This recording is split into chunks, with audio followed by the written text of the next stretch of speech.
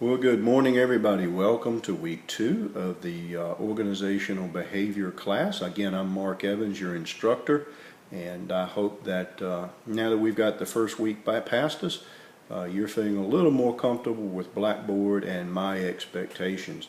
I want to take just a few minutes and go over some things and reminders based on what I've seen last week in our first week of the class, okay?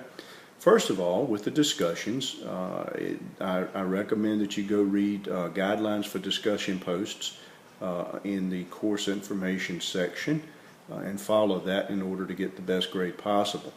We do have a minimum word count for discussion posts of 150 words. If you fail to meet that, you'll lose 5 points on your discussion post. You also have to use one academic reference to support your opinion or your ideas. And if you fail to do that, likewise, you lose 5 points. You're supposed to turn the initial post in by Wednesday night at midnight of that week. And if you fail to do that, it's a 10% reduction. And obviously, if you don't do your discussion that week by Saturday night midnight, it's a 0. There is no makeup for discussion posts. In addition to your initial post, you're also supposed to respond to one other student, and that likewise has minimum word counts and references, I think, associated with it.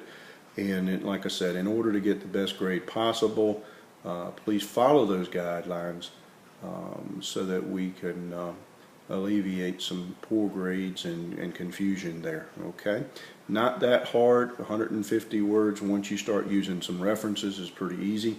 And it'll help you learn to use the American National Library, and you'll be able to go out and see what some of the other professionals and authors and people have to say about what we're talking about. So hopefully you've got that, and start doing it.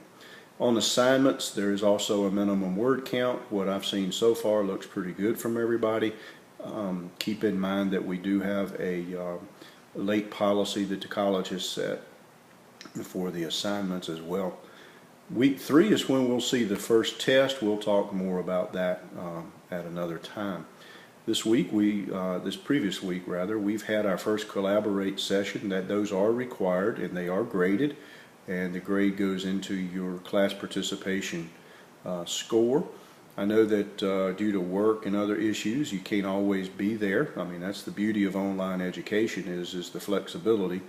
But the sessions are recorded, and if you go out and watch the recording, the system will know that and give you a grade accordingly. So hopefully you attended it. If not, go out and check out the recording and get your grade there. Okay? Now, the college asks us to speak just a minute during the first week or so about plagiarism.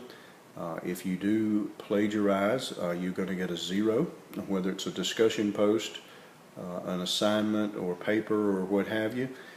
Plagiarism obviously is using someone else's work and calling it your own. We use SafeAssign, which is a software program that checks your work to see if it's out on the internet anywhere or if another student has turned it in. And I check that on your discussion posts. We check it on your assignments and anything else that you do. So please, if you go out and use resources, which you should, all you really have to do is cite them. Give people credit that it's not your original idea, and you're okay.